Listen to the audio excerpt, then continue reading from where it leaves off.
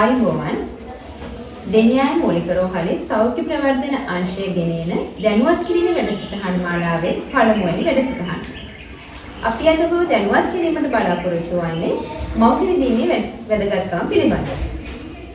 ඒ සඳහා අපි අද සම්බන්ධ කරගන්නවා අප රෝහලේ ළමා රෝග පිළිබඳ විශේෂඥ වෛද්‍ය රුවන් ලංකපේ මහත්මයා. ආයුබෝවන් වෛද්‍යතුමනි. ආයුබෝවන්. මව්කිරි දීමේ වැදගත්කම පිළිබඳව සමාජයේ බොහෝ තැන්වල කතිකාවතට ලක් වෙනවා. ඇයි මේ මව්කිරි මෙතරම් වටින්නේ? මව්කිරි මේ තරම්ම වටින දෙයක්ද? වෛද්‍යතුමනි අපිට පහදා දෙන්න පුළුවන්ද? ඔයතරම මව්කිරි පිළිබඳව කතා කරනවා නම් මේ මව්කිරි කියන්නේ ඇත්තටම ඉතාම වැදගත් දරුවාට පෝෂණය ලබා දෙන ආහාර වේලා. ඉතින් මේකේ මව්කිරි ගත්තොත් අපිට පැතිකඩවල් කීපයකින් මේක වැදගත්කම පැහැදිලි කරලා දෙන්න පුළුවන්. මම හිතනවා ප්‍රධාන කාරණා කීපයක් සඳහන් කරන්නම්. දරුවාගේ පැත්තෙන් ගත්තොත් ඇත්තටම අපි දරුවෙක්ගේ උපතේ සිට අපි බලාපොරොත්තු වෙන ප්‍රධාන ක්‍රියාවලින් දෙකක් තියෙනවා. එකක් තමයි දරුවාගේ වර්ධනය. වර්ධනය කියන්නේ උස, බර, ඒ වගේ දේවල් වැඩි වීම. ඊට අමතරව දරුවගේ තියෙනවා සංවර්ධනය කියලා ක්‍රියාවලිය. ඒ කියන්නේ යාගේ ක්‍රියාකාරකම්. දුවලා පණිනව වෙන්න පුළුවන්, අත යොදාගෙන කරන එක වැඩ වෙන්න පුළුවන්, ඊළඟට කතනය වගේ දේවල් වෙන්න පුළුවන්. මේ වගේ සෑහෙන දරුවෙක්ගේ ගත්තම සංවර්ධනය ආශ්‍රිත ක්‍රියාවලියකුත් තියෙනවා. ඉතින් මේ වර්ධනය සහ සංවර්ධනය කියන කාරණා දෙකටම ප්‍රශස්ත මට්ටමින් පෝෂණය ලබා දෙන්න පුළුවන් ආහාරයක් තමයි මව්කිරි කියන්නේ. එතකොට විශේෂයෙන්ම මුල් මාස 6 ඇතුළත ගත්තොත් මේ සමස්ත ක්‍රියාවලියටම මව්කිරි වලින් පමණක් පුළුවන් මේ මුල් මාස 6 ඇතුළත මේ කියන වර්ධනය සහ සංවර්ධනය කියන කාරණා දෙක අත්පත් කරගන්න.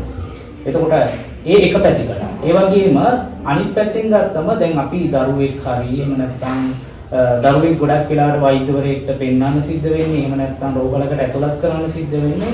ගොඩාක් වෙලාවට රෝගයක් විදියට වැළඳිලා එන දේවල් තමයි වෛරස් ලෙඩවල්. විශේෂයෙන්ම වෛරස් රෝග විදියට ගත්තම සසනාශ්‍රිත ආබාධ රෝග.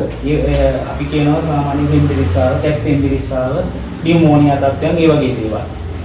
ඊළඟට අනිත් පැත්තෙන් ගත්තම වමනේ බඩ යාම ආශ්‍රිත ඒ වගේ ලෙඩ රෝග. මේ වගේ ප්‍රධාන වශයෙන් රෝගවලට පැමිණෙන වෛද්‍යවරයෙක්ගේ ප්‍රතිකාර ගන්න සිදුවෙන ලෙඩ රෝග හැදීමේ හැකියාව වැළැක්වීමේ හැකියාවක් තියෙන මව්කිරි වලට. එතකොට ඒක දරුවෙක් විදියට ගත්තම පවුලක් විදියට ගත්තම ඒක සෑහෙන වාසියි. ඒ වගේම ඒ විතරක් නෙවෙයි සමහර වෙලාවට දරුවන්ට ඊළඟට තියෙන ප්‍රධාන ප්‍රශ්නයක් තමයි ඔය අසාධ්විකතාවයන්. අපි සාමාන්‍යයෙන් කියන ඇලර්ජිස් කියලා. එතකොට මේ ඇලර්ජිස් ගත්තනොත් එහෙම නැත්නම් අසාධ්විකතාවයන් ගත්තනොත් ඒවත් අඩු කිරීමේ හැකියාව තියෙනවා මුල් මාස කිහිපය තුළ හෝ මව්කිරි දීම තුළ. ඒ කියන්නේ මේ වගේ අර ප්‍රධාන රෝග වලට ලොකු ප්‍රතිශක්තියක් ඇත්තටම ප්‍රතිශක්තිකරණ පද්ධතිය කරන වැඩේම ඒ කියන්නේ ආරක්ෂාවක් දීමේ හැකියාවක් තියෙනවා මව්කිරි හරහා. ඊළඟට ඒ විතරක් නෙවෙයි අපි දැනට හොයාගෙන තියෙනවා පසුකාලීනව අපි අර කියනවා දියවැඩියාව, කොලෙස්ටරෝල් ඒ වගේ අර බෝන නොවන රෝග වැළඳීමේ හැකියාව අඩු කරනවා කියලා මව්කිරි ලබා දීම තුල.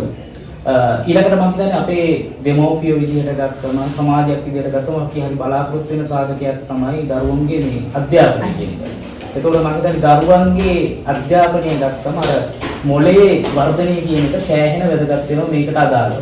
එතකොට මව්කිරි වලට හැකියාවක් තියෙනවා කියලා හොයාගෙන තියෙනවා මේ මොළයේ වර්ධනය ක්‍රියාවලියට දායක වෙන්න. එතකොට මේ වගේ ගත්තම දරුවගේ පැත්තෙන් සෑහෙන වාසි ප්‍රමාණයක් තියෙනවා. ඒ විතරක් නෙවෙයි අම්මගේ පැත්තෙන් ගත්තම අපි දන්නවා දරුවෙක් ඉපදුනාට පස්සේ ගර්භාෂය ආශ්‍රිතව ලේ ගැලීම් වීමේ අවදානමක් තියෙනවා. ඒක සාමාන්‍ය දරු උපතක් වුවත් සිසේරියන් සත්කම්පති වගේ ඊට වඩා වැඩි. එතකොට ඒ ලේවහණය වෙලා අම්මට සංකූලතාවයන හැකියාව අපි ඉතා ඉක්මනින් මව්කිරි දීම පටන් ගත්තොත් ඒකත් අඩු කිරීමේ හැකියාවක් තියෙනවා. ඒ විතරක් නෙවෙයි අම්මා කෙනෙක් විදිහට ගත්තම අම්මලාට තියෙනවා කාන්තාවක් විදිහට පිළිකා හැදිවිච්චෙන් ගර්භාෂය ආශ්‍රිත පිළිකා වගේ දේවල් හැදීමේ හැකියාව වැඩි ප්‍රවණතාවයක් තියෙන්න පුළුවන්. එතකොට මව්කිරි වලට හැකියාවක් තියෙනවා මව්කිරි දීම අපි කන්ටිනියු කරලොත් අර ඒ වගේ පිළිකා හැදීමේ හැකියාවත් අවුල් කරන්න. ඊළඟට මේක මව්කිරි ගත්තම ඇත්තටම අර කිසිම මුදලක් වැය වෙන්නේ නැති ඕනම වෙලාවක දෙන්න පුළුවන් ඕනම වෙලාවක ලබා ගන්න පුළුවන් දෙයක්. එතකොට මේක අර affordability, availability අපි කියනවා cost effectiveness එක. මේ වගේ දේවල් සෑහෙන වැඩි. ඉතින් එතකොට ඒක පවුලක් විදියට ලොකු ආයෝජනයක්. ඒ විතරක් නෙමෙයි මම දැන් රටක් විදියට ගත්තා. දරුවෝ නිරෝගී නම් නිරෝගී දරුවෙක්, හොඳ සංවර්ධනයක් තියෙන දරුවෙක්, හොඳ වර්ධනයක් තියෙන දරුවෙක් කියන්නේ රටේ සෞඛ්‍ය පද්ධතියට බරක් නෙමෙයි. එතකොට රටේ සෞඛ්‍ය පද්ධතියේ එක ශක්තිය, රටට ශක්තිය. එතකොට එහෙම ගත්තම මව්කිරි කියන්නේ මම කියන්නේ එක පැතිකඩකින් නෙවෙයි මම හිතන්නේ විග්‍රහ කරන්න පුළුවන් සෑම පැතිකඩකින්ම වාසි සහගත දෙයක්. ඇත්තටම ගත්තොත් අවාසියක් කියන දෙයක් නැහැ. ඇත්තටම වයිතුමනි මව්කිරි වල තියෙන වටිනාකම් බොහෝමයි. ඒ වගේම මේ මුල් මාස 6 දරුවා ඉපදිලා මුල් මාස 6 මව්කිරි පමණක්ම දෙන්න කියලා සෞඛ්‍ය අංශ නිතරම දැනුවත් කරනවා. මේකේ තියෙන වැදගත්කම මොකද වයිතුමනි? ඇත්තටම ගත්තොත් ඒක අපිට ඒකත් පැතිකඩවල කීපයකින් විග්‍රහ කරන්න පුළුවන්. එකක් තමයි දැන් අපි විද්‍යාත්මකව අපි හොයාගෙන තියෙනවා අර මුල් මාස 6 ඇතුළත සම්පූර්ණ දරුවාට අවශ්‍ය වර්ධනය සහ සංවර්ධනය අත්පත් කරගන්න මව්කිරි පමණක් ප්‍රමාණවත් කියන එක. එතකොට ඒ කාල සීමාව ඇතුළතදී අපිට අර ප්‍රශස්ත මට්ටමින් ওই කියන දෙක පවත් ගන්න මව්කිරි ප්‍රමාණවත් වෙන එක වගේම ඒක අපිට ඕනම අම්මා කෙනෙකුට affordable දෙයක්. එහෙම නැත්නම් ලබා ගන්න පුළුවන් දෙයක්. ඕනම පවුලකට ලබා ගන්න පුළුවන් දෙයක්. අපිට දැන් වෙන මොනවා හරි දෙයක් අපි හිතමුකෝ බෙහෙතක් වෙන්න පුළුවන් වෙන ඕනම කෘතිම දෙයකට නම් අපිට මුදලක් වැය වෙනවා. සමහරවිට ඒක ගන්න තැනකට යන්න වෙනවා. හැබැයි මේක එහෙම කිසිම අවශ්‍යතාවයක් නැහැ. ළඟ තියෙන හොඳම ආහාරය ළඟ තියෙනවා. හරි? එතකොට ඒක එක පැත්තක්. අනිත් එක තමයි මේ දැන් අපිට දරුවෙක් ඉපදුනාම තාම අපි කියන කුඩා දරුවෙක්ගේ අර ශ්වසන පද්ධතිය, රුධිර සංසරණ පද්ධතිය, ඒ වගේම තවත් පද්ධතියක් තියෙනවා ප්‍රතිශක්තිකරණ පද්ධතිය කියන එක. මේක හොඳටම මෝරලා නැහැ. එහෙම නැත්නම් මැචුවර් වෙලා නැහැ. එතකොට දරුවට අවශ්‍ය වෙනවා ආරක්ෂාවක්. එතකොට මේ දරුවට ආරක්ෂාවක් අවශ්‍ය වෙන්නේ එළියෙන් එන අර කිව්වා වගේ මම කලින් සඳහන් කරා විස බීජ වලින් අසාධ්නික ද්‍රව්‍ය වලින් ආරක්ෂා වෙනවා. එතකොට මේ මව්කිරි වල තියෙන සුවිශේෂී කාරණේ තමයි මෙන්න මේ මව්කිරි වල තියෙනවා මේ ආරක්ෂාවට අදාළ දේවල්. එතකොට මේ දේවල් කිසිම කෘත්‍රිම දෙයකින් ලබා දෙන්න බෑ. එතකොට අපිට දරුවාගේ මුල් මාස 6 තුළ විශේෂයෙන් මෙහා අර ඒ කියන ප්‍රශස්ත මට්ටමේ ප්‍රතිශක්තිකරණ පද්ධතිය වර්ධනය වෙනකම් අපිට ලොකු ආරක්ෂාවක් ගන්න පුළුවන් මව්කිරි දීම හරහා. ඊළඟට අනිත් එක තමයි අපි වෙන ඕනම ආහාරයක් දෙන්න ගියොත් අපිට සිද්ධ වෙන සමහර කෘත්‍රිම ආහාර දෙන්න අපිට කෘත්‍රිම හදාගත්ත භාජන වගේ දේවල් පාවිච්චි කරන්න. ඉතින් මේකේ තියෙන අනිත් පැත්ත තමයි ඒවත් එක්ක විස බීජ ඒමේ අවදානම සෑහෙන වැඩි. අපි කියනවා මව්කිරි කියන්නේ විස බීජ රහිත ඒ වගේම විස බීජ රහිත ආහාරය. එතකොට අපි ඕක ඉංග්‍රීසියෙන් කියනවා නම් ස්ටිරයිල් කියලා. හැබැයි දැන් අපිට මේ වෙනත් ආහාරයක් හරි වෙන මොනවා හරි දෙන්න ගියොත් එතකොට ඒ වෙලාවේදී අපිට වෙන වෙන භාජන පාවිච්චි කරන්න වෙනවා. ඒ වෙලාව ලොකු අවදානමක් තියෙනවා. අපි පිටින් ගෙනහලා විස බීජ දාන්න. ඒතකොට ඔය කියන දේ වැළැක්වෙනවා. ඒ විතරක් නෙමෙයි තව එක කාරණයක් සඳහන් කරොත් දැන් අම්මගේ මව්කිරි දෙනවා කියන්නේ අම්මගේ හැම සහ බබාගේ හැම ගැටෙනවා. අම්මා අතර අර බොන්ඩ් එකක් ඒ කියන්නේ බැඳීමක් ඇති වෙනවා වගේම අර අම්මගේ අපි කියන සමහර විස බීජ තියෙනවා අපේ ඇඟේ සාමාන්‍යයෙන් අපිට උදව් කරන අය. ඒ වගේම හොඳ අය. විස බීජ කියන්නේ නරකම අය නෙවෙයි. දැන් ආහාර ජීර්ණයට උනත් දායක වෙන මේ හොඳ බැක්ටීරියා වගේ එහෙම ඉන්නවා. එතකොට මෙන්න මේ ටික නැචරලි ස්වභාවිකව දරුවට දෙන්න පුළුවන් ක්‍රමයක් තමයි මේ මව්කිරි දීම කියන්නේ. ඒතර මේ වගේ අම්මගේ හැමට දරුවගේ හැම සම්බන්ධ වෙනවා. එතකොට මේ වගේ ඒ මව්කිරි දීම කියන ක්‍රියාවලිය සිදු කිරීම තුළ මේ වගේ සෑහෙන ප්‍රතිලාභ ප්‍රමාණයක් තියෙන මුල් මාස 6 තුළ. ඒක නිසා තමයි අපි ලෝක සෞඛ්‍ය සංවිධානයේ විදිහට ඒ වගේම රටක් විදිහට අපේ රටෙත් ඒ ප්‍රතිපත්තිය ඒ බෙස්ට් ෆීඩින් පොලිසි කියන එක අපි පිළිගන්නවා. එතකොට මුල් මාස 6 මව්කිරි පමණක් දෙන්න කියන එක අපි මේ අනුමත කරන්නේ වෙන ලොකු ප්‍රශ්නයක් නැත්නම්. ඒ වගේම වෛද්‍යතුමනි දැන් මේ මව්කිරි ලබා දෙද්දී අම්මා කෙනෙක්ගේ ඉස්සෙල්ලාම එන කිරි කහ පාට අපි කොලෙස්ටරෝල් කියලා හඳුන්වන කහ පාට මුල් කිරි ටිකක් එන්නේ. ඒක බොහොම ඝනත්වයේ අඩු කිරි. අපේ අම්මලා මේ සමහර වෙලාවට මේ මුල් කිරි ටික අයින් කරනවා. මේක දරුවට වැඩක් නැහැ කියලා අයින් කරනවා. වැඩිමහල් දරුවෙක් ඉන්නවා නම් මේ ඒ වැඩිමහල් දරුවට මුල් කිරි ටික බොන්න දෙන. ඊට පස්සේ තමයි චූටි බබාට කිරි ටික දෙන්නේ.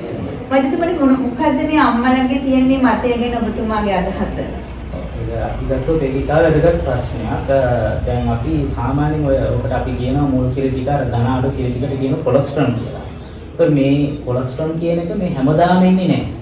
අපි ගත්තොත් දරුවෙක් ඉපදුනාම මුල් කාල පරිච්ඡේදය තුල තමයි ඔය කොලෙස්ටරෝල් වෙන්නේ. එතකොට ඊට පස්සේ ටික ටික කොලෙස්ටරෝල් ප්‍රමාණය අඩු වෙනවා.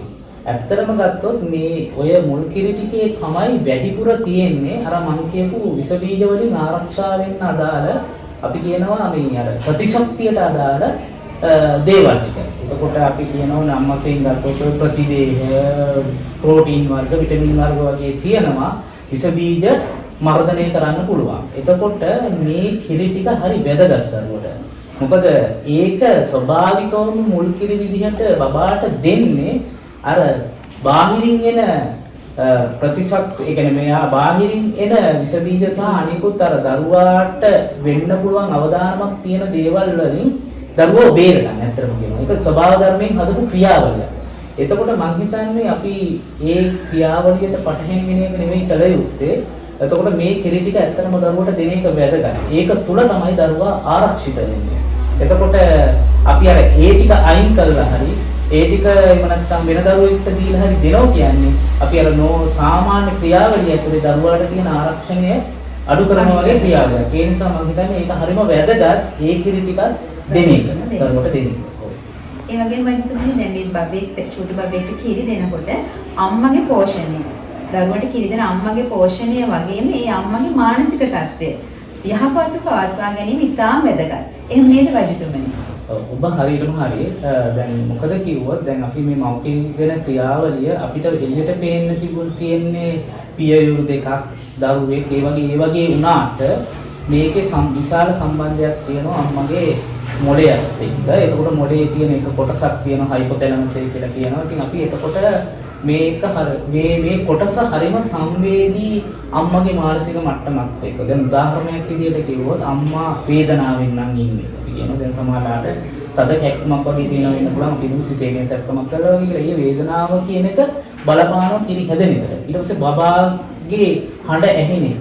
බබාගේ සුවඳ දැනෙන එක. බබා ඇඟේ ගෑවෙන එක. මේ හැම එකෙන්ම අර කිරි හැදෙන්න අදාළ. ඒ කියන්නේ කිරි නිෂ්පාදනය සහ කිරි ස්‍රාවය වෙන්න අදාළ හෝමෝන දෙකක් තියෙනවා. අපි කියනවා ප්‍රොලැක්ටින්, ඔක්සිටොසින් වගේ කියලා. මේ විද්‍යාත්මක නම් නොදැන හිටියත් මේ ක්‍රියාවලියට ඍජුව සම්බන්ධ වෙනවා. ඒ විතරක් නෙවෙයි දැන් අම්මා ඉන්නේ මානසික ආතතියකින් හරි වගේ සමහර වෙලාවට බබෙක් දරුවෙක් හමු වුණාම මමත් දැකලා තියෙනවා සමහර අම්මලා පොඩි යනවා මානසික ආතතිමය තත්යකට. අපි කියනවා පෝස්ට්පාර්ටම් සයිකෝසිස් කියලා. ඉතින් අර ડિප්‍රෙෂන් වගේ තත්ත්වයක්. ඇත්තට සමහර වෙලාවට මේ தත්ත්වය සමහර අවස්ථාවලදී අපි සෞඛ්‍ය වෘත්තිකයෝ විදිහට හඳුනාගන්නේ නැහැ.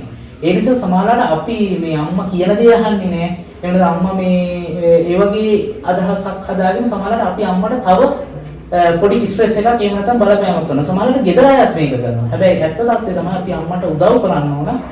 අම්මා හොඳ මානසික මට්ටමකින් හිටියොත් තමයි කිරි හැදෙන එක, ඒ වගේම කිරි බබාට ස්‍රාව වෙන එක මේ හැම දෙයක්ම වැඩි වෙන්නේ. ඒ විතරක් නෙවෙයි මම හිතන්නේ මේ අම්මට හොඳ නිින්දක්. සමහරවිට දැන් දරුවෙක් ඉපදුනාම දැන් දරුවා රැට උනත් අවදි වෙනවා. නමුත් දරුවා නිදා ගන්න වෙලාව කාලය ඇතුළතදී අම්මටත් ඒ නිින්ද දෙන්න පුළුවන් නම් අම්මට හොඳ නිින්දක් ලැබෙනවා. කියන්නේ එයාට අර අපි කියන මානසික ආතතිය අවම වෙනවා. ඊට පස්සේ රෙස්ට් එක කියන එක ලැබෙනවා. ඒක ඇතුළේ කිරි නිෂ්පාදන ක්‍රියාවලිය දෙන ක්‍රියාවලිය වේගවත් වෙනවා, ප්‍රශස්ත වෙනවා. ඒ නිසා ඒ ගැන අනිවාර්යයෙන්ම පෞල විදියට සෞඛ්‍ය වෘත්තිකයේ විදිහට එතකොට අපි ඒකට උදව් කරන අය විදිහට අපි ඒක අර අපි කියන්නේ මේ අර නොසලකා නොහැරිය යුතු සාධකයක්. අපි ඒක ඊටම අවධානය බැලිය යුතු කාරණයක්. ඒ වගේම දෙතුමනි අම්මගේ පෝෂණය මට සමබල ආහාර වේලක් ලබා ගැනීම ඉතාම වැදගත්. මේ පෝෂණය ගැන සමහර මිත්‍යා මත තියෙනවා අපේ සමාජයේ. මොකද ඔබතුමා ඒ ගැන හිතන්නේ? ඒ පැත්තෙන් ගත්තොත් ඇත්තටම අම්මගේ පෝෂණය කියන එක සෑහෙනම වැදගත්. අපි සාමාන්‍යයෙන් අර කියනවා දැන් අම්මා දැන් අපි සාමාන්‍යයෙන් කියන ව්‍යවහාරයේ කියන මතයක් තියෙනවා අර දෙන්නෙකුට කන්න ඕන කියලා. ඇත්තටම දෙන්නෙකුට කන්න ඕන කියන එකට වඩා නමුත් ඇත්තම කියනවා නම් අර ශක්ති ජනක ආහාරවල සහ වෙන ප්‍රෝටීන් සහිත ආහාරවල යම් වැඩිවීමක් තියෙන්න ඕන. සමහර අපි කියනවා අඩුම තරමේ අර ඒකකයක් විදිහට ගත්තොත් කිලෝ කැලරි 500කටවත් වඩා අමතර එකතු වෙන්න ඕන නෝමල් දෙයකට වඩා කියන සාමාන්‍ය ප්‍රමාණයට වඩා. නමුත් අපි නිකන් දාලා වශයෙන් ඔයගේ කිලෝ කැලරි වලින් අම්මලාට කියලා තේරෙන්නේ නැහැ. එතකොට අපි කිව්වොත් නාසාමාන්‍ය වෙනදට වඩා කන ප්‍රමාණය 3න් එකක් විතර වත් වැඩිපුර කැන වෙන එක හොඳයි. ප්‍රමාණය වගේම ප්‍රමාණයට වඩා මම හිතන්නේ වැදගත් වෙන්නේ අර ගුණාත්මක භාවය පෝෂණය. එතකොට අපිට මෙහෙමයි. අපිට කියන්න බෑ මස් මාළු කිරි විතරම හැමදාම කන්න කියලා. නමුත් Tamanට පුළුවන් පමණින් හැකි පමණින් වැඩිපුර පෝෂණයක් තියෙන දේවල් අම්මට ලබා දෙන එක හරිම වැදගත්. එතකොට එහෙම වුණොත් තමයි අර කිරි නිෂ්පාදන ක්‍රියාවලියට ඒක දායක වෙන්නේ. ඊළඟට අනිත් පැත්තෙන් ගත්තොත් මේක මේ ආහාර පමණක් නෙවෙයි දියර ප්‍රමාණය. විශේෂයෙන්ම අම්ම කෙනෙක් කිරි දෙන අම්ම කෙනෙකුට වැඩිපුර දියර ප්‍රමාණයක් අවශ්‍ය වෙනවා. නිකන් දල වශයෙන් අපි නිකන් අර කිව්වොත් දවසට ලීටර් 3ක්වත් අඩුමතර මේ වතුර දියර පානය කරන්න පුළුවන් නම් ඒක මේ ක්‍රියාවලියට ඉතාම වැදගත් වෙනවා. එතකොට මේ කාරණා සම්බන්ධයෙන් මම හිතන්නේ අම්මලා විදියට දැනුවත් වෙනවා වගේම සෞඛ්‍ය උපතිකේ විදියට දැනුවත් වෙනවා. වෛද්‍යතුමනි සමහර වෙලාවට සමහර අම්මලා හිතනවා ඒ වගේ අපිත් එක කියනවා අම්මගෙන් එන කිරි ටික එයාගේ බබාට මදි කියලා. එයා හිතනවා මගේ කිරි ටික මගේ බබාට මදි කියලා. එහෙම හිතලා අම්මලා ඉක්මනින්ම මව් කිරි වෙනුවට ආදේශක වලට යොමු වෙන්න බලනවා. අපෙලුත් අහනවා මිස් අපි මෙහෙම කරාට කමක් නැද්ද ආදේශක ගැන. මොකද ඔබතුමා ඒ ගැන හිතන්නේ? ඔව් ඒක ඇත්තටම හොඳ ප්‍රශ්නයක්. මොකද මේ අම්මලා කැමති තමන්ගේ දරුවා ඉක්මනට ලොකු වෙනවා නම් ඒ කියන්නේ දරුවා අර මේ ඒ කියන වර්ධන ක්‍රියාවලිය සංවර්ධන ක්‍රියාවලිය අත්පත් කරගන්නවා. ඒක වගේම අර දරුවෙක් හම්බුනාම අම්මලා බලාපොරොත්තු වෙනවා ඒ කියන කිරි දෙන ක්‍රියාවලිය ඉක්මනටම ප්‍රසස්ත මට්ටමට ගන්න. හැබැයි එතනදී තියෙන දෙයක් තමයි අපි දකින්න ඕන දේ තමයි මේක අර ක්‍රියාවලියක්. එතකොට අපි පළවෙනි දවසේ දරුවා හම්බුන ගමන්ම අපිට අර විතාවේගේ ලොකු ප්‍රමාණයක් කිරි එරෙන්නේ නැහැ. එහෙම නැත්නම් කිරි අපිට ලබා ගන්න බෑ. හැබැයි දරුවට අවශ්‍ය ප්‍රමාණය එනවා.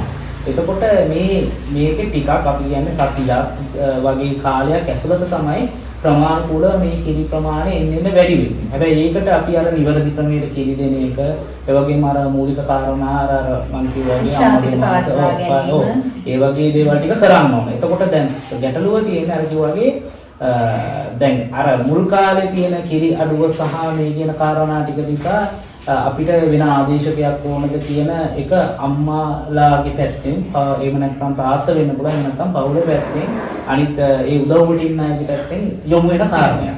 එතකොට මම හිතන්නේ වඩාත්ම වැදගත් වෙන්නේ අපි ඒ වගේ වෙලාවක සුදුසුකම් තියෙන සෞඛ්‍ය නිලධාරියෙක් හම්බෙන එක. ඒ වගේම අපිට බබාට ඇත්තටම මේ කිරි ප්‍රමාණවත්ද නැද්ද කියන කාරණේ වගේම එහෙම ඒක බලන්න පුළුවන් ක්‍රම තියෙනවා. එතකොට ඒ විදිහට එකක් තමයි අපි ඒක හොයලා බලන්න ඕන.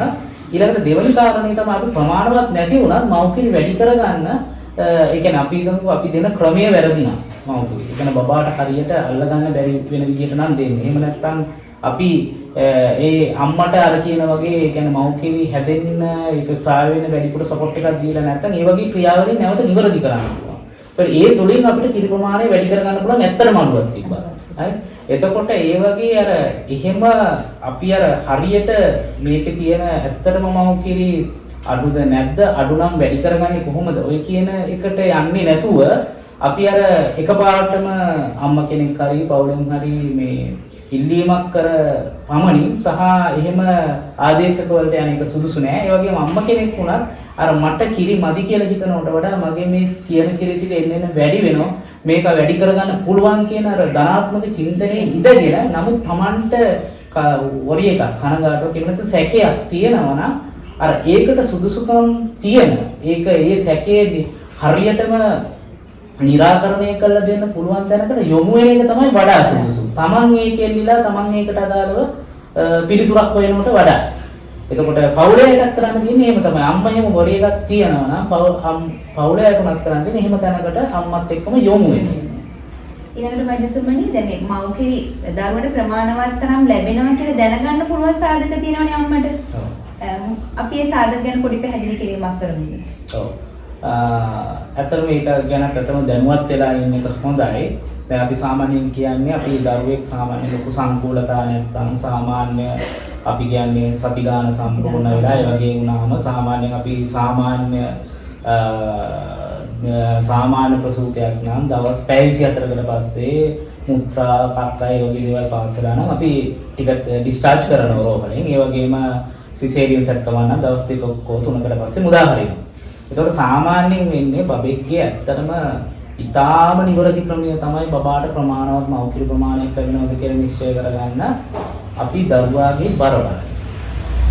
නමුත් අපිට ගෙදරදී දරුවාගේ බර ගැනීමේ හැකියාවක් නැහැ. අපි සාමාන්‍යයෙන් එතකොට අපිට කරන්න පුළුවන් දේ තමයි එකක් තමයි අපි දැන් අපි රෝහලක් විදියට ගත්තොත් ඇත්තටම දරුවා රෝහලේ මුදා හැරියත් අපි දැන් මේක අඩුම තරමේ තවත් 22ක්වත් ගෙන්නගෙන බලන දරුවාගේ බර ප්‍රමාණය පිළිබඳව අපි රෝහලක් විදියට ප්‍රැක්ටිස් කරන දෙයක්. අපේ රෝහලේ දිනියන් මූලික රෝහලේ. එතකොට ඒකදී අපි සාමාන්‍ය සතියෙන් සහ සති දෙකෙන් වගේ අපි බලනවා. ඊට කලින් බලන්න ඕන කියලා අපිට හිතෙනවා නම් එහෙමත් ගෙන්නගෙන බලනවා. එතකොට එහෙම නැත්නම් අදුම තරමේ MOH එකට එහෙම නැත්නම් මහජන සෞඛ්‍ය පරීක්ෂකේ ඒ සායනිකවලට බර චෙක් කරගන්න පුළුවන්. එතකොට දැනගන්න ඕන කාරණේ තමයි සාමාන්‍ය දරුවෙක්ගේ බර ගත්තම මුල් සතියේදී අඩු වෙනවා. ආයි නැවත උපත් බරට ළඟා වෙන්න සාමාන්‍යයෙන් දින 10ක් 14ක වගේ කාලයක් යනවා. ඒ කියන්නේ අපි බලාපොරොත්තු වෙන්නේ දවස් 14කදී නැවත උපත් බරට ආව නම් ඇති. හරි? එතකොට ඊට පස්සේ සාමාන්‍යයෙන් අපි බලාපොරොත්තු වෙන්නේ දවසකට ග්‍රෑම් 30ක් වගේ ප්‍රමාණයක් වැඩි. දැන් සතියකට ග්‍රෑම් 200ක් වගේ වැඩි වුණා නම් ඒතර අපි කියනවා සාමාන්‍ය දල වශයෙන් ගත්තම මාස 3ේදී උපත් බර වගේ දෙගුණයක් වෙනවා කියන බර. මාස 6ේදී 3 ගුණයක් වෙනවා. මොනවා කියන සීමාවේ බර යනවා නම් ඇත්තටම ගැටලුවක් නැහැ. මුකුත්ම ප්‍රශ්නයක් නැහැ. මොකද ඒක අපිට විශ්වාසයි. හරි තරහාදීකින් නිවැරදි ක්‍රමයකට බර ගන්න නම් ඒක විශ්වාසයි. ඊට අමතරව අපිට පුළුවන් දරුවා මුත්‍රා පිට කරන ප්‍රමාණය, ඒ කියන්නේ නැපි මාරු කරන ප්‍රමාණය. අපි සාමාන්‍යයෙන් කියන සතියක් විතර යනකොට අඩුම තරමේ නැපි 8ක්, ඒ කියන්නේ 6ක් 8ක්වත්. ඒ කියන්නේ හැම කිරි වේලකටම එක පිටවීමක් හරි මේ යන්න ඕනේ කියන එක. ඊට අමතරව මේ මලපහ, ඒ කියන්නේ කක්ක පිට කරන එක. ඒක ඉතින් අපි සාමාන්‍යයෙන් කියන එක දිනපතාම වෙන්නම අවශ්‍යතාවයක් නැහැ. නමුත් සාමාන්‍ය කහ පාටට මල පහ පිට වෙනවා නම් ඉතින් ඒක එතකොට ඕව තමයි අපි බලා ගන්න ලක්ෂණ. ඉතින් මොනවා හරි කන්සර්න්, ඒ කියන්නේ මොනවා හරි සැලකීමක් එහෙම නැත්නම් සැකයක් තියෙනවා නම් හොඳම දේ තමයි ළඟම තියෙන රෝහලකට හරි එහෙම නැත්නම් අපි වගේ මහජන සෞඛ්‍ය පරීක්ෂක MOH කාර්යාලයට හරි අලුතෙන් මිඩ්වයිෆ් මිස් හරි හම්බෙලා දරුවගේ බර ගිහින් බලන එක. එතකොට ඒක ප්‍රශස්ත මට්ටමින් අර කියපු ප්‍රමාණයෙන් වැඩි වෙන්නේ නැත්නම් අපි කියනවා 100ට 10කට වඩා බර වැඩි වෙන අඩු වෙනවා නම් ඒක හොඳ නෑ කියලා නිකන් දල වශයෙන් කියන්නත්. උපත් බරට සාපේක්ෂව මුල් සති දෙකේ වුණා. එතකොට ඒ වගේ තත්ත්වයක් තියෙනවා නම් ඒකට සුදුසුකම් සහිත වෛද්‍යවරයෙකුට එතකොට ඒක ළමා රෝග විශේෂඥ වෛද්‍යවරයෙක් වෙන්න පුළුවන්. එහෙම නැත්නම් ළමා රෝග ඒකේ වෛද්‍යවරයෙක් වෙන්න පුළුවන්. එහෙම නැත්නම් අපි කියනවා නියෝනේට් නොමේරුගදුරු සම්බන්ධ විශේෂඥ වෛද්‍යවරයෙක්. එහෙම එකක තියෙනවා. එතකොට ඒ වගේ තැනකට යොමු වෙන්න පුළුවන්, යොමු කරන්නත් පුළුවන්. එතකොට ශේෂ්ඨගත නිලධාරීන් විදියට ඉන්න අපි හිතමුකෝ පෞල් සෞඛ්‍ය සේවිකාව වෙන්න පුළුවන්. ඒ වගේ අයට උනත් කරන්න තියෙන්නේ. ඔව් එහෙම වෙන්න පුළුවන්. එතකොට මොනවා හරි සැක සංකාවක් තියෙනවා නම් අම්මගේ පැත්තෙන් මේගොල්ලෝ ප්‍රමාණවත් පරිදි කිරි ලැබෙන්නේ නැහැ වගේ කියනවා නම් පෞල් පැත්තෙන් එහෙම ගත්තත් එහෙම නැත්නම් Tamanට ඇහි මට්ටමටම මෙහෙම ගැටලුවක් තියෙනවා කියලා තේරෙනවා නම් ඇත්තනම බර මැනලා නිවැරදි බර මනින උපකරණයකින් ඒකෙත් ගැටලුවක් තියෙනවා නම් අදාළ උපදෙස් දෙන්න පුළුවන් තැනකට ඒක යොමු කරන එක තමයි කරන්න තියෙන්නේ. එතකොට අපිට ওই ක්‍රියාවලිය නිවැරදි කරගන්න ඇතිතරම් කාලය තියෙනවා. ඒක තමයි මම හිතන්නේ වැදගත් වෙන්නේ. ඒ වගේම තමයි අපිට දැන් සමහරවිට අපේ සායනයේ වෙන චූටි බබාලා ඒ වගේම අපි ඔබතුමාත් පැවසුවා වගේ අපේ මේ රෝහලේ ක්‍රියාත්මක වෙන විදිහට වාට්ටුවට ගෙන්නගෙන අපි බලනවානේ දෙසරයක් විතර බබේ. එහෙම වෙලාවට බර අඩු වෙලා තිබුණොත් ඔබතුමා සාමාන්‍ය වාට්ටුව නතර කරගන්න බලනවා බබාලා. ඒ වෙලාවට අම්මලගෙන් පොඩි ප්‍රතිරෝධයක් එනවා. කැමති නෑ ගතියක් එනවා. අපි මොකද කරන්නේ මේ වගේ වෙලාවට වදිතුමනේ? නෑ ඒක තමයි. ඒ කියන්නේ මම සමහරවිට අත්දකින ලොකුම ගැටලුකාරී තත්වයක්. ඉතින් එකක් තමයි ඇත්තටම තේරුම් ගන්න තියෙන දේ අපිට මේ මව්කිරි දීම කියන්නේ ඒක ස්වභාවික ක්‍රියාවලියක්. නමුත් ඒකේ මව්කිරි දීමේදී අපි සමහර දේවල් ටිකක් තියෙනවා අනුගමනය කරනවා. එහෙම වුණොත් තමයි ප්‍රශස්ත මට්ටමේ මව්කිරි දීම කියන එක කරන්න පුළුවන් වෙන්නේ. හැබැයි මේක අර හරියට දැන් අපි කෑම කනවා කියන එක පුරුද්දක්නේ. උදේට දත් මදිනවා කියන එක පුරුද්දක්. ඒකෝන මේකෙත් තියෙනවා අම්මා අලුතෙන් දරුවෙක් ඉපදුනාම අම්මටත් මේක අලුත් අත්දැකීමක්. දරුවටත් මේක අලුත් අත්දැකීමක්. එතකොට මේකට යම් කාලයක් අවශ්‍ය වෙනවා. එතකොට මේ කාලය අතරතුර අපි මුලින්ම මේක ස්ටැබිලිස් කරගත්තේ නැතොත්, ස්ථාපිත කරගත්තේ නැතොත් අපිට ස්ථාපිත කරගැනීමේ අපහසුතාවයක් තියෙනවා. නමුත් ඒකට අර අපි කිව්වා වගේ දැන් විනාඩි 10ක් 15ක් උපදෙස් දීලා වගේ දෙයකින් මේක කරන්න බෑ. ඇත්තම තත්ත්වයේ ගත්තොත් එතකොට මේ මව්කිරි දීම සම්බන්ධයෙන් අපිට උදව් කරන්න වෙනවා සෞඛ්‍යෝතිකේ විදිහට පොළොවේ විදිහට. එතකොට මේකදී අපිට ඇත්තටම බලන්න ඕන අම්මට කොයි දේවල් වලටද උදව් ඕන. උදාහරණයක් විදිහට ගත්තොත් මේකේ දැන් දරුවෙක් කිරි දෙන එක දරුවට කිරි දෙන්න පටන් ගන්න ඕන මොන වෙලාවකද? දරුවට කිරි බඩගිනි කියලා අඳුරගන්නේ කොහොමද? එතකොට දරුවා ප්‍රමාණවත් පරිදි කිරි බිව්වා කියලා අඳුරගන්නේ කොහොමද? ඊට පස්සේ දරුවට ඒ අතරතුර දරුවා ඒ කිරි බීලා අවසන් වුණාම මොනවද කරන්න ඕන? ඊට පස්සේ දරුවට පහසුවෙන් කිරි බොන්න කොහොමද පියවරුව, තනකුඩුව එයා ඒක අල්ලගන්න විදිහට අපි දරුවව තියාගන්නේ කියන එක. මේ වගේ සෑහෙන කාරණා ටිකක් තියෙනවා. ඒ වගේම අර කිව්වා වගේ පෝෂණය සම්බන්ධ කාරණා ටිකක් තියෙනවා. දියර ප්‍රමාණය සම්බන්ධ කාරණා ටිකක් තියෙනවා. මේ ටික ඔක්කොම අපිට බෑ නිකන් අර පැය භාගයක වගේ කුඩා කාලයක් හරි පැයක හරි පොඩි සෙෂන් එකක් හරහා සියලු අවශ්‍යතාවයන් හඳුනා ගන්නත් ඒව නිවැරදි කරන්න. එතකොට ඒ නිසා තමයි වැදගත් වෙන්නේ අපිට මේ වගේ අවස්ථාවකදී යම්කිසි අපිට දිනක් වෙන්න පුළුවන්, දින දෙක තුනක් වෙන්න පුළුවන්. ඒ මුල් කාලයේ ඇතුළත අපිට මේ වගේ අපි දැන් අපි දෙනියයි මූලික රෝහලේ ගත්තොත් මව්කිරි ලබා දීම සඳහා උදව් කරන්න අවශ්‍ය බ්‍රෙස්ට් ෆීඩින් සපෝට් සෙන්ටර් එකක් විදියට අපි සකස් කරලා තියෙනවා. ඒකේ ඉන්න සියලුම සෞඛ්‍ය නිලධාරීන් අපි ට්‍රේන් කරලා, ඒ කියන්නේ නිසි පුහුණුවක් දීලා, ඒකට අදාළ ඒ කියන්නේ ඒක ඉන්න පෞල් සෞඛ්‍ය සේවිකාවගේ ඉඳලා ඉන්න වෛද්‍ය නිලධාරීන් දක්වා හැමෝම එකම පුහුණුවකට ලක් කරලා එකම කාරණය සම්බන්ධයෙන් අර අපි කියන එක මාස්ටර් කරලා ඒ ස්කිල් එක එහෙම මේ සකස් කරලා තියෙනවා. එහෙම කණ්ඩායමක් කරලා. එතකොට අපිට අර ඒ කියන කාලය ඇතුළත අපිට හරියටම අඳුර ගන්න පුළුවන් ඒ අම්මට අවශ්‍ය උදව් මොකක්ද කියලා. මොකද හැම අම්මටම එකම උදව්ව නෙවෙයි ඕන. එක එක අම්මා ගොඩක් අම්මලා ගොඩක් දේවල් නිවැරදිව කරනවා. හැබැයි පොඩි අඩුපාඩු කාරණා ටිකක් අම්මගේ පැත්තෙන් හරි පවුල පැත්තෙන් හරි තියෙනවා. හැබැයි ඒක අඳුරගෙන ඒ අදාළ කාරණේට අදාළව උදව් කරන එක කරන්න අපිට යම්කිසි කාලයක් ඕන. දැන් අපි ඕක අර ඔබතුමී කිව්වා වගේ අර මේකට සමහර අය මැරිකමක් දක්වනවා මේ දවස් දෙකක් ඉන්න. හැබැයි මට ඒ කියන්නේ මට තියෙන ගැටලුව එහෙම නැත්නම් මම අහන ප්‍රශ්නය තමයි දිගු කාලීන වශයෙන් මම දැන් අර මුලින්ම පැහැදිලි කරනකොට කිව්වා මව්කිරි දීමේ වැදගත්කම. එතකොට මේ තියෙන මෙච්චර වාසිදායක දෙයක් අපි දවසක දෙකක කැපකිරීමක් තමන්ගේ දරුවා වෙනුවෙන් කරන්න බැරි නම් අපි ලොකු ලොස් එකක්. එහෙම නැත්නම් ලොකු අහිමි කර ගැනීමක් කරනවා දිගු කාලීන වශයෙන්. ඒතකොට මං හිතනවා මේ ඉන්න හැම දෙමව්පියන්ම මේ ඉන්න අපේ රටේ ඉන්න කවුරුවත් කැමති නැහැ තමන්ගේ දරුවට ඒ කියන්නේ රෝගී දරුවෙක් වෙනවා. එහෙම නැත්නම් අපි කියමු ඒ කියන්නේ සංවර්ධන ක්‍රියාවලියේ මොනවා හරි අඩුපාඩුවක් තියෙන දරුවෙක් වෙනවා. එහෙම නැත්නම් අධ්‍යාපනය කියන එක කඩාකප්පල් කරගත්තු වගේ දරුවෙක්. එහෙම නැත්නම් දිගු කාලීන අර අපි කියවගේ බෝනෝන රෝග ඇති වෙන පුද්ගලෙක් වෙනවා. අපි හැමෝම කැමති හොඳ දරුවෙක් හදන්න. ඒතර මම හිතන්නේ ඒ වෙනුවෙන් ඔන්න ඔය කියන එක වෙනුවෙන් දවසක් දෙකක් කැප කරන්න සූදානම් වෙනවා නම් මම හිතනවා ඒක පාඩුවක් නෙවෙයි කියන එක. ඒ අවබෝධය ගත්තොත් මම හිතන්නේ දවස් දෙක තුනක් වාට් වෙන අතර වෙලා ඉන්න එක බරක් විදියට දකින්න එකක් නෑ කියන එක. අනිත් එක තමයි මට හිතෙන්නේ අනිත් කාරණය මේ අපි අර මේ සෞඛ්‍ය වෘත්තිකයේ විදිහටත් මේක මම හිතන්නේ සමාජයට අවබෝධ කරලා දෙන්න ඕන. මේක කැපකිරීමක් කිව්වට මේ සැක්‍රිෆයිස් එකේ ලොකු බෙනිෆිට් එහෙම නැත්නම් ලොකු වාසිසාගත ආයෝජනයක් වෙනවා අනාගතයට. අනිත් පැත්තෙන් ගත්තම තව කාරණයක් කියන්න ඕන අර ඒ යොමු වෙන එක ඊටාම කලින් එහෙම නැත්නම් අර වෙලාසලින් වෙන එකේ වාසිය තමයි අපිට ඇත්තටම මව්කිරි නැවත රීස්ථාපිත කරන්න හැකියාව 100%ක්ම වගේ තියෙනවා. හැබැයි පරක්කු වෙලාවම තියෙන ප්‍රශ්නේ තමයි අපිට හරි අමාරු විශේෂයෙන් දැන් සමහර මාසයක් විතර ගිහිල්ලා එනවා මේ බරේ ප්‍රශ්න ඔක්කොමත් එක්ක. එතකොට සෑහෙන ගැටලුවකට අපි මුහුණ දෙනවා අර ක්‍රියාවලිය නැවත යථා තත්ත්වයටපත් කරන්න. නමුත් අපිට මුල් සති දෙක ඇතුළත විශේෂයෙන් මුල් සතිය ඇතුළත ඇත්තටම මෙමු වෙන්න පුළුවන් නම් මම හිතන්නේ හැම දරුවෙක්ටම මව්පිරි වලින් ඒ අවශ්‍ය පෝෂණය ලබා දෙන්න පුළුවන් මට්ටමට ගන්න පුළුවන් කියලා අපේ විශ්වාසයක් තියෙනවා.